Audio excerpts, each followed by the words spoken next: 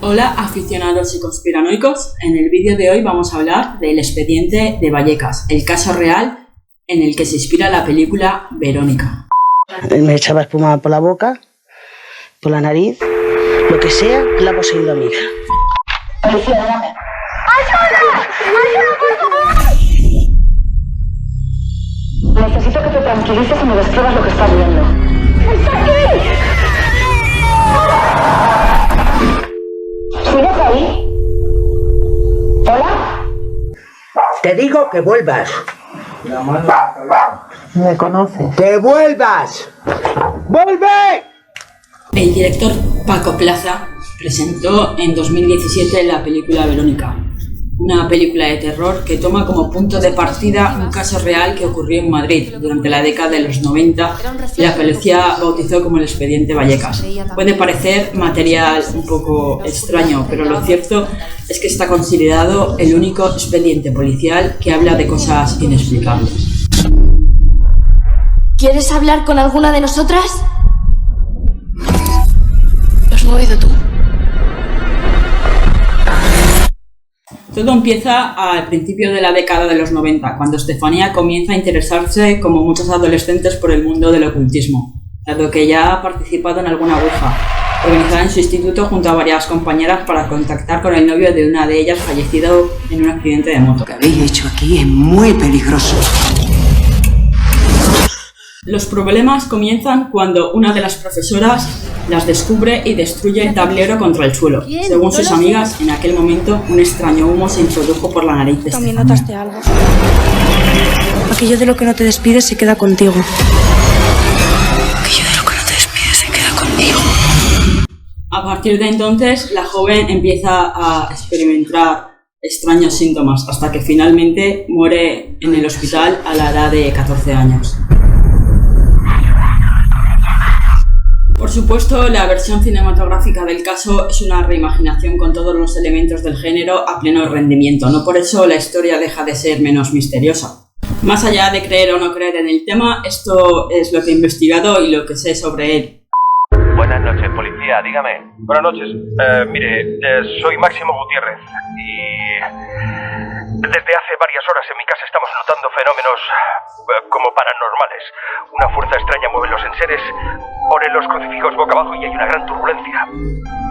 La misteriosa historia del célebre expediente Vallecas comienza con una llamada en la madrugada del 27 de noviembre de 1992. Una familia llama a la Policía Nacional alegando que los crucifijos de la casa se movían sin control y que una enorme figura les vigilaba desde el pasillo. Cuando los agentes se personaron en el piso, el número 8 de la calle Luis Martín de Madrid, muy cerca del metro Alto del Arenal, el padre de Estefanía esperaba en la calle en medio de una noche helada. El inspector jefe, José Pedro Negri, y otros 3 policías entran en la casa y confirman en parte una situación extraña y misteriosa que dejan registrado en el célebre expediente. Me llamaron de la sala del 091. Me sorprendió que fuera el jefe de sala, que era un gran amigo mío, y me dijo, oye, convenía que fueras tú a un tema de Vallecas. No me dio más detalles, me habló de que ocurrían cosas extrañas en una casa de la calle Luis Marín. Fue, yo creo, una de las peores noches, y hemos pasado muy malas noches en no dormir, pero esa noche es que pasó de todo. Ante esa situación, mi padre decide llamar a la policía. La gente no se cree lo que el hombre dice y piensa que está borracho o drogado, así que le pide a otros miembros de la familia que se lo cuenten. Y todos coinciden en el relato de los hechos. Se oían ruidos, se oían, las puertas se abrían, se cerraban, veíamos sombras como pasaban por el pasillo. La puerta pegaban unos golpes que no eran normal, porque dormíamos en el salón todo. Empezaron a moverse cosas, y claro, ya empezaron a mis hermanas a chillar, todas a chillar, y teníamos pánico. Cuando llegamos al portal, la escena que vi fue pues una familia al completo, con un frío tremendo. Y dije, bueno, pues, ¿qué es lo que están viendo ustedes ahí en la casa? Dice, se producen fenómenos extraños y ahí no podemos estar. Y saltan los cuadros, no sé qué. Bueno, pues si le parece, si no tiene inconveniente, subamos arriba y vamos a verlo. Claro, tú le dices a la policía que en tu casa no hay nadie, pero se están moviendo las cosas. pues claro, la policía no se lo cree.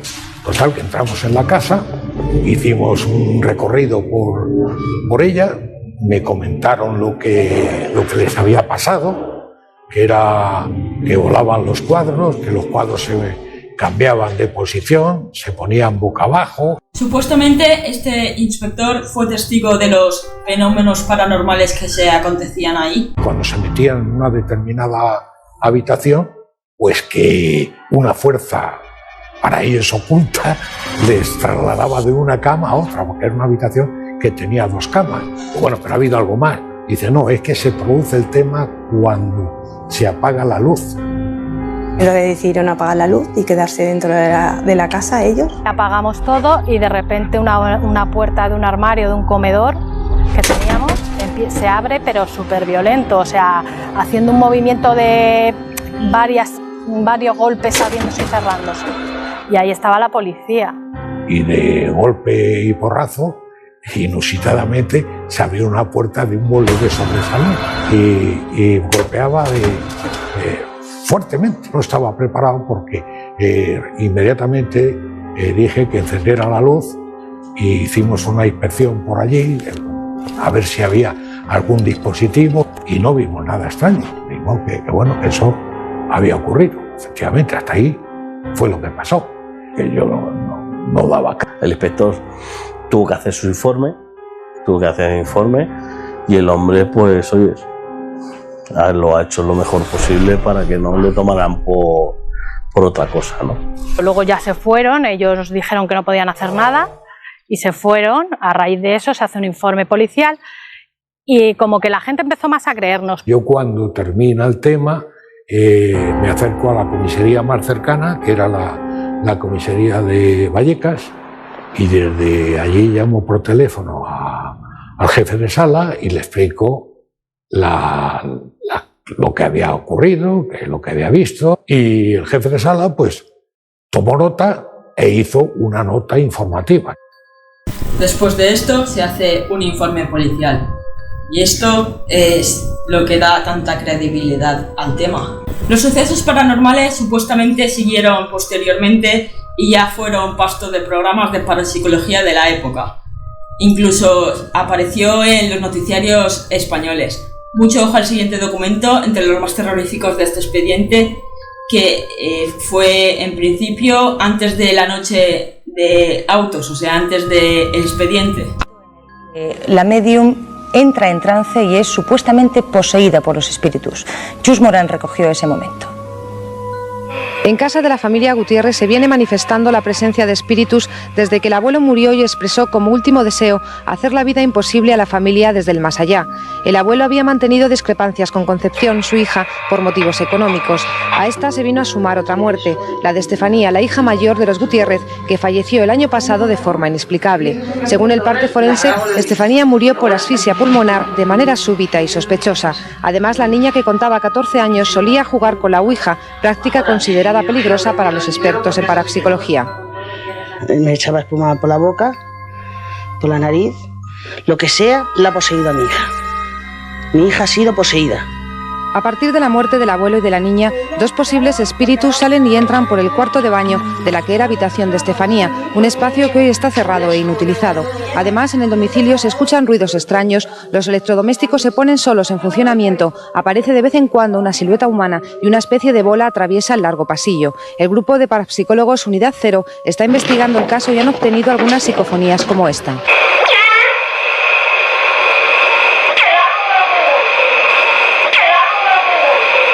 Opino que hay 2 energías, una de la chica, que al fin y al cabo pues la veo buena, pacífica, y otra energía pues que supuestamente podría ser del abuelo, que la veo bastante negativa, bastante insultante y bastante amenazadora.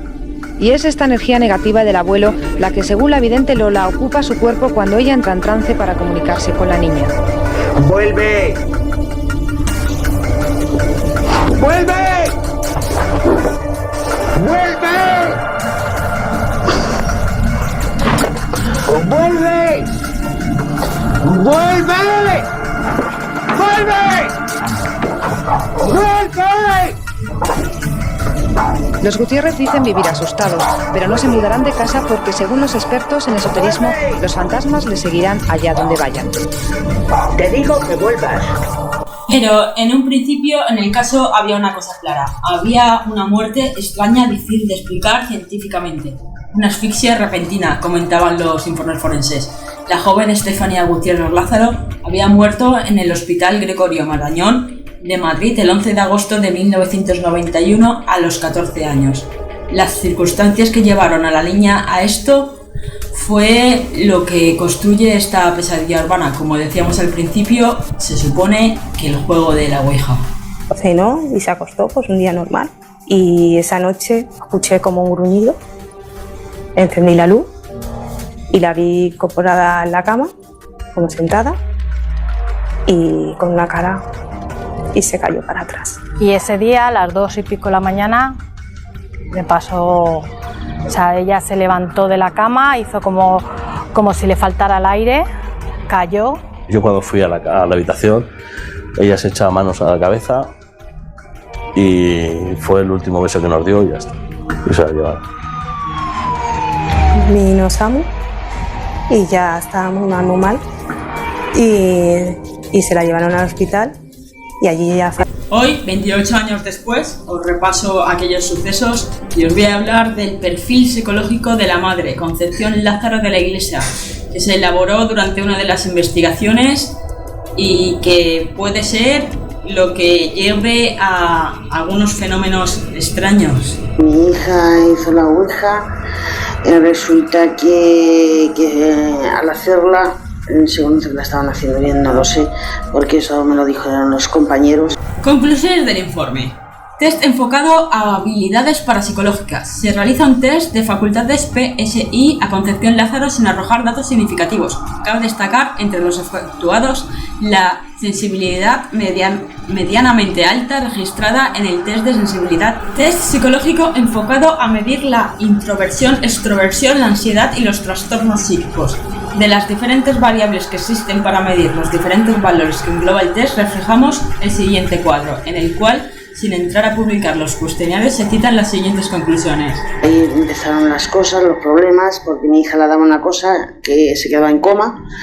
Mi hija, cuando volvía en sí, yo la preguntaba qué le había pasado y decía que había visto un pasillo muy largo, con una nube, y al fondo del pasillo había visto unas cuantas personas rodeadas, cogidas de la mano, que la llamaban. 1.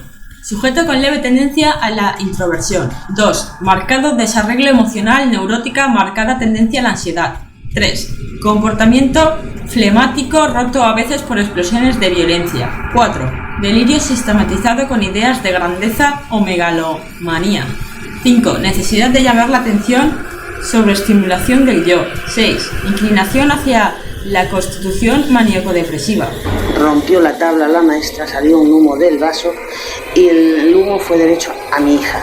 La personalidad de doña Concepción, según su caligrafía, es la siguiente. 1. Persona de más de 30 años no madura. Personalidad no formada, inmadura, con rasgos infantiles que afianza su inmadurez. 2. Optimismo, capacidad imaginativa y fantasiosa. 3. Independiente. Cree en la autosuficiencia y confía en no depender de nadie, sin embargo considera que los demás dependen de ella y esto le hace sentirse útil. 4. Discreto desequilibrio emocional. 5. Necesidad de aparentar seguridad de sí misma. 6. Introversión. 7. Agresividad. 8. Sentimientos y emociones encontrados, es decir, contradicción en sus emociones. 9. Desconfianza. 10. Necesidad de llamar la atención y le gusta destacar. 11. Orgullo por figura paterna, quien le ha transmitido la agresividad como autodefensión en situaciones adversas. Esta persona experimenta un convencimiento real de lo que cuenta, es decir, está segura de que lo que dice es cierto. Si nosotros lo observamos con sus ojos, veríamos lo mismo porque sus ojos lo perciben de ese modo. Tiene una capacidad imaginativa considerable, lo que nos hace suponer que lo que cuenta no es real, al menos todo no lo es. Pudiera sufrir una desviación en la percepción de la realidad. Se aconsejaría estudio psicológico de la persona que amplíen las conclusiones y defina si existen verdaderamente las experiencias o son fruto de una imaginación fantástica, ya que Concepción tiene un destacado potencial en estos rasgos. La conclusión del informe es el siguiente. El detonante del poltergeist Concepción Lázaro de la Iglesia pudo sufrir alteraciones psicopatológicas debido a su especial vivencia de la situación en la que se encontraba. Le ocurren hechos extraños, presumiblemente debido a la impregnación ambiental existente provocada por su hija María Estefanía y mantenida por ella misma. En el salón de la casa hay un lugar especialmente reservado a modo santuario para la joven María Estefanía, donde encontramos un retrato y fotografías de ella, imágenes religiosas y flores, lo que hace pensar que está siempre presente, al menos en la vida de su madre. Posiblemente el fenómeno de transferencia sugestiva a los demás miembros de la familia fue la propia madre. Los fenómenos ocurridos en la casa de la familia Gutiérrez Lázaro parecen haber remitido desde el mes de octubre del año 96, en el que se exhumó el cadáver de la joven y se realizaron las promesas pendientes. La finalización del poltergeist solo se produce por la exhumación del elemento activador.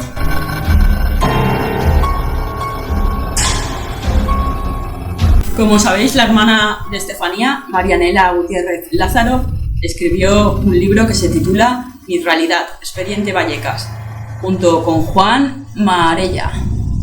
Este libro está basado en las experiencias vividas por dicha escritora sobre uno de los casos más conocidos e impactantes del poltergeist ocurridos en España, el Expediente Vallecas. Marianela nos relata cómo vivió aquellos años 90, también nos cuenta cómo era realmente su hermana Estefanía en su vida cotidiana y nos muestra su valentía contándonos en detalle los supuestos fenómenos inexplicables que se vivieron en el domicilio de la calle Luis Marín. Tanto los días posteriores a la maldita sesión de Ouija como los que sucedieron al fallecimiento de Estefanía. Sucesos que a pesar de los años sigue reviviendo como si hubiese sido ayer. Marianela aporta diferentes documentos relacionados con el caso para darle un poco más de luz a este suceso lleno de quebrantaderos de cabeza y saltos. Espero que tenga mucho éxito y bueno, no voy a leerlo, si queréis leerlo me lo contáis. Y mi hermana dijo que nos iba a dar 3 portazos a la puerta para saber que estaba ella ahí. Y nada, pues falleció mi hermana y efectivamente, a la hora que falleció mi hermana, nos daban 3 portazos a la puerta. En septiembre de 2018 se publicó por el diario El Mundo una entrevista a los 2 hermanos de Estefanía que se titulaba Desmontando Verónica, el poltergeist de Vallecas que nunca lo fue. 2 hermanos de Estefanía, el personaje real en que se basa la película, relatan las exageraciones, falsedades y maniobras con las que se armó la gran mentira. Ni su hermana, que era víctima de epilepsia, levitaba, ni las puertas y ventanas se abrían y cerraban solas. Se oían ruidos, las puertas se abrían, se cerraban, veíamos sombras como pasaban por el pasillo. Y ya vio mi padre una sombra y dijo, no, voy a llamar. Dice, mi padre era totalmente, o sea, es que no creía en nada. Llamamos nosotros a la policía, lo llamó mi padre y fue por el terror y pánico que teníamos en ese momento. Hasta que fallece el 14 de julio del 91, aquí dice que a los 17 y en otras fuentes dice que a los 14, en extrañas circunstancias, empiezan a producirse en la casa familiar fenómenos extraños. ¿Qué hay de verdad o fraude en esta historia? Pues ellos nos lo cuentan. Ricardo dice, vamos a contar nuestra verdad y lo hacemos para limpiar la imagen de mi hermana Estefanía. Y Maxi dice, no queremos obtener lucro alguno ni cobrar nada. Y mi hermana dijo que iba a fallecer antes que mis padres, se lo dijo a mi madre. El mismo día de fallecer, no lo avisa. Estábamos pintando el piso y entonces le dice a mi madre, dice, me voy a morir más pronto. Y dice mi madre, anda, si me tengo que morir yo antes que tú. Y ella dice, no, porque yo de esta noche no voy a pasar. Ellos ya sobrepasan los 40, en el 92 el primero tenía 16 y el segundo casi 10. Formaban parte de la familia de 6 hermanos, hijos de Máximo, que ya falleció, y de Concepción, que la hemos visto antes. Contaron su verdad en el 2018 a un riesgo de dañar su propia reputación, desdiciéndose de sucesos que hasta hoy no podían explicar de forma racional, por la situación se les hizo insoportable porque se divulgó por varios medios la imagen de su hermana como una chica poseída que levitaba, gruñía como un animal. Había empezado a ver cosas ella, pues veía a la Virgen, también veía una sombra moverse por el suelo, monjes al lado de su cama. Mi hermana Estefanía lo que hacía es que cuando volvía en sí decía que veía un pasillo muy largo, que la estaban llamando. No sé si fue por la sugestión que tenía en ese momento del ataque que le había dado o lo que le estaba dando en ese momento, pero ella... En declaraciones previas guardaron silencio sobre ciertos aspectos familiares por respeto a su idolatrado padre, enfermo de cáncer ya fallecido. Ahora sí, ran aquel calvario. Máximo dice: cada uno ha tenido su vivencia personal y nosotros no podemos desmentirlo, pero lo que hemos vivido junto a ellos podemos explicarlo de manera racional. Para mí no hay caso, dice Ricardo. La auténtica Verónica, o sea, Estefanía. Hay que aclarar, dice Ricardo, que mi hermana no era asidua a realizar ouijas, era completamente normal. Y el periodista dice: se dijo que realizar dicha ouija en el instituto con unos compañeros. Aquí nos dicen los compañeros. En el programa decía que junto a sus hermanos. Yo vi cómo iba el humo a la cara de mi hermana. Se rompió un vaso y que de él brotó una especie de humo negro que la poseyó. Dicha versión de la historia parece narrada por su madre tras la muerte de nuestra hermana, dice Ricardo. Estefanía fallece, según la autopsia, por asfixia pulmonar, muerte súbita y sospechosa. Mis padres le llevaron al hospital porque, claro, a ver, no sabíamos lo que le pasaba. Bueno, los médicos nos dijeron que eran convulsiones, que le daban convulsiones y que podía ser ataque de epilepsia, pero es que un ataque de epilepsia no le evitas. No se le dobla la cabeza como se le doblaba. Mi madre la empieza a llevar a médicos y los médicos no le dan una respuesta de lo que tiene mi hermana. Mi hermana se quedaba mirando a un sitio fijo y empezaba a hablar como en otro idioma. ¿Pudo tener algo que ver la malograda ouija? Máximo responde: en absoluto. Fallece un año después de participar en aquella ouija. De hecho, el extraño comportamiento de mi hermana se da muchos meses más tarde de la misma. Y Ricardo dice: nunca le evitó, ni habló lenguas desconocidas. Se la llevaron al hospital, le hicieron todas las pruebas y le dieron unas pastillas para el ataque de epilepsia y para las convulsiones. Pero realmente es que ella no tenía convulsiones, es que ella no convulsionaba. Y de partir de ahí, una detrás de otra. Parece ser que tenía ataques para algunos de tipo demoníaco. Ella se comportaba acorde a ataques epilépticos de ausencia. De hecho, hay antecedentes familiares. Máximo dice: así es. Mi madre estaba y sigue estando tratada por epilepsia convulsiva y otros familiares la han heredado después. Es más, yo he asistido a ataques críticos de algunos de ellos y su comportamiento era el mismo que el de mi hermana. Mi hermana estaba siendo tratada médicamente. Se sospechaba que tenía un cuadro de epilepsia, pero fallece antes del veredicto médico debido a un ataque epiléptico. Nos aturaron mucho en la cabeza en el tema este de que hubiera tanta gente en mi casa. O sea, yo llegaba a lo mejor del colegio o de trabajar incluso ya después y me encontraba pues a un montón de periodistas, a un montón de gente haciendo entrevistas, ¿vale? Nos machacaron. Los fenómenos que aparentemente suceden en la casa no nos fueron ajenos. Nuestra madre estaba empeñada en que algo malo sucediera alrededor de Estefanía y haría notar su presencia desde el más allá. Nos sumergió en su estado de sugestión importante. Todo fue psicológico, Ricardo dice. De hecho, entraron en escenas presuntos parapsicólogos como Trist Breaker, el primer autodenominado experto paranormal que aparecía en la casa, que nos metieron aún más miedo en el cuerpo. Máximo: lleguemos a perder nuestra propia intimidad con tal de sentirnos protegidos. Incluso nos acompañaban al baño. Psicológicamente nos machacaron. Hubo otros especialistas mucho más serios, como el psiquiatra Fernando Jiménez del Oso, quien nos recomendó que dejásemos de hablar de ello, que no le diéramos más importancia. Fue a partir de ahí cuando, al hacerle caso, los fenómenos empezaron a cesar.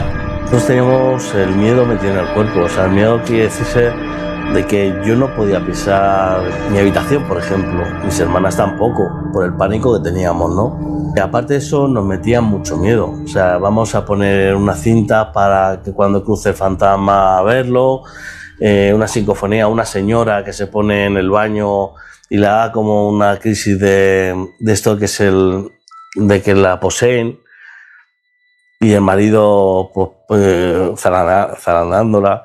Yo, para mí, eso fue un teatro. El expediente. La noche del 19 del 92, la familia, o así contó, estaba aterrorizada por los sucesos supuestamente extraños que aparecían en su casa. Llamaron a la Policía Nacional. Al preguntar al Ricardo y Maxi sobre el famoso episodio, nos cuentan una realidad muy diferente a la oficial. Imagina el escenario, dice Maxi. Nuestros padres nos piden que bajemos a la calle para recibir a la policía, lo cual ya predispone a los agentes a llegar. Los ascensores empiezan a poner al día los mismos sobre la cantidad de fenómenos extraños que padecíamos. Los agentes describen estos fenómenos en el asombroso parte judicial. La chica balbuceaba y entablaba comunicación con un ser demoníaco al que expertos en parapsicología denominan crápula, obtenido por el criminólogo Manuel Carballán. Tras varias visitas a la comisaría, con su publicación comienza la vorágine mediática del caso y hasta hoy. Pues que el crucifijo le volvió al revés, pero también se desprendió el crucifijo que estaba en el suelo, tirado. El periodista. Según el parte oficial, en el recorrido que los policías hicieron por las diversas habitaciones de la casa, observaron un crucifijo de madera al que el fenómeno al que le estamos haciendo referencia le había dado la vuelta, arrancándole un Cristo que tenía adherido. Máximo responde: ni ellos ni nosotros vimos caer ese crucifijo. Era un día de frío y lluvia, y al cerrarse una de las puertas de un portazo, el clavo al que estaba adherido el crucifijo, creemos, se descolgó. Yo sobre una cosa que también lo tengo que decir, yo no sé quién lo haría, o yo qué sé, o si estaba preparado, hasta ahí no llego, porque no estaba dentro de la habitación, pero había unos arañazos muy serios, como de una garra, pero en toda la puerta. Según el parte, y a la par con lo del crucifijo, hay un póster en el que se producen de forma súbita y extraña 3 arañazos. Ricardo responde: pudieron ser anteriores a esa noche, por lo desgastado del póster. Nosotros no vimos cómo aquello se desgarraba. Que sobre el tapete de una mesita auxiliar que había ahí en el salón, ellos encontraron una sustancia viscosa. El periodista dice: siguiendo con el escrito, los policías pudieron percatarse y observar cómo en la mesita que sostenía el teléfono y concretamente en el mantelito aparecía una mancha de color marrón consistente que el Z2 identificó como babas. Máximo responde: creemos que era parte del potito que horas antes había cenado nuestro hermano pequeño. Estaba afuera, se abrió una puerta del armario y se escuchó un ruido grande en la terraza y no había nadie en la casa, nada más mis padres y la policía. Hablando del salón, tras el hecho de que se apagaran las luces cuando más se producían estos fenómenos, sentados en compañía de toda la familia, pudieron oír y observar como una puerta del armario perfectamente cerrada, cosa que comprobaron después, se abrió de forma súbita y antinatural. Máximo dice: en ese armario habían álbumes de fotos en ficheros que solían caerse con bastante frecuencia, haciendo que la puerta se abriera, y estos se habían sacado minutos antes de dicho armario para enseñarle unos recortes de revistas a los agentes. Creemos que pudo abrirse debido a que uno de esos álbumes cayó. La terraza estaba limpia, no había nada, pero sonó como si estuviera al lado. La verdad que fue un sonido a esa hora de la mañana estruendoso y bueno, ya no sé si estabas un poco mediatizado al tema pero la verdad es que se me puso un poquito como a todo el mundo que hubiera estado allí. Es más, 2 policías o 3 que estaban allí dijeron que no lo aguantaban y que se iban fuera. Se cita además en el parte policial que no habían salido de la sorpresa y comentado la misma cuando se produjo un fuerte ruido en la terraza y pudieron comprobar que no había nada. Ricardo responde: fue yo. ¿Cómo dice?, pregunta el periodista. Ya es hora de que salga la luz. Yo tiré una piedra a la terraza desde un balcón contiguo. ¿Habla en serio?, pregunta el periodista. Sí, mi madre me pidió a escondidas que tirase algo a la terraza para impresionar más a los policías. Cogí una pequeña piedra que había en el salón, me fui al balcón y al tirarla golpeó una despensa de hierro que teníamos en la terraza. Sonó plaf. Ese fue el sonido que escucharon los agentes y que de hecho apareció reflejado en el informe. Máximo dice: así fue. Fueron engañados tanto mi padre, que desconocía aquella argucia, como los propios policías. Estaba una tarde, se cayó y empezó a levitar y empezó a echar como una espuma por la boca y empezó a reírse y nos miraba con una cara que, bueno, no era mi hermana. Y esto se repitió en más ocasiones, lo de generar fenómenos. No perpetremos más fenómenos, pero sí contamos cosas que no habían sucedido. Aleccionados por Trish Breaker, nos decía lo que teníamos que decir. Lo de las alegaciones para mentir lo hizo también su madre. Sí, algunas veces, responde Ricardo. Nos pedía que aumentásemos hechos o sucesos. Ella nos decía: pues tenéis que decir eso o lo otro, porque me lo ha dicho fulanito. Eso dice Máximo. Ricardo vuelve a decir: viví una mentira, nos hizo sentir cosas que no teníamos que haber sentido en ese momento. Máximo dice: probablemente de manera involuntaria. Era el día de los Santos, se levantó mi madre y teníamos todos, nos levantamos todos para ir al cementerio. Ese día íbamos todos al cementerio Y ese día nos vimos todos la nariz negra, o sea, lo que es los agujeros negros, todos. Entonces se levanta mi madre, nos levantamos nosotros detrás de ella, la fotografía de tu hermana, y claro, se hace así, la mira para hacia abajo y ve que la fotografía no está. O sea, que la fotografía estaba en el suelo, estaba boca abajo. Cuando la levanta, ve que la fotografía estaba quemada. La foto está quemada y el cristal está intacto por dentro. O sea, por fuera el cristal está bien y el cuadro está arañado, incluso, quema y arañado. En la entrevista al Mundo se retracta de esto y dice que probablemente eso fue preparado por algún miembro de su familia. ¿Afectó esa compleja situación a la percepción de los fenómenos que aparentemente sucedían? Máximo responde: claro, la situación que se crea en lo personal te machaca tanto psicológicamente, te hace encerrarte en ciertos mundos para terminar creyendo en lo que te inculcan. Y Ricardo dice: sí, nos inculcó incluso a decir cosas que no veíamos. Y al mes y medio empiezan a pasar cosas. Nos tiraban cuchillos, los vasos. Eso fue lo menos que pasaba en mi casa, porque veíamos la sombra que veía mi hermana por el suelo, veíamos los monjes que veía mi hermana. Estar todos en el salón y a uno de mis hermanos un vaso no le estalló en la cabeza porque estalló antes de llegarle. Salió de la cocina y estalló justo antes de darle. Si no, también le da la cabeza. Eso no tiene explicación. O ver una pelota de un pasillo, cómo se viene hacia ti. Yo cuando salgo al pasillo veo un bulto en el pasillo en el cual luego desaparece. Maxi y Ricardo creen que vuestra madre fue de alguna manera el foco de todos estos presuntos fenómenos y los dos responden que sí, sin duda alguna, fue la precursora de todo. Casé y a raíz de casarme me fui y a mí no me ha pasado nada. De hecho, hoy en día no nos pasa nada. Con 21 años para 22 me voy de casa, yo me casé, tuve mis hijos, yo no he presentido nada en mi casa, ni en las casas que he estado, ¿sabes? Entonces, pues yo tampoco he vivido una vida normal. ¿Hicieron malos tratos? Los dos responden que sí, pero nunca por parte del padre. Aunque esto venía de antes, el miedo que teníamos ante lo que supuestamente sucedía en la casa venía también de esa situación. En plan, tienes que decir esto o si no cobras. Con lo de decir esto se refiere a confirmar los fenómenos anómalos, efectivamente, muchas veces. No pararon, yo sigo viviéndolo. Yo me he puesto en tratamiento para dormir, porque no dormía. Y ahora, bueno, ahora estoy empezando a dormir.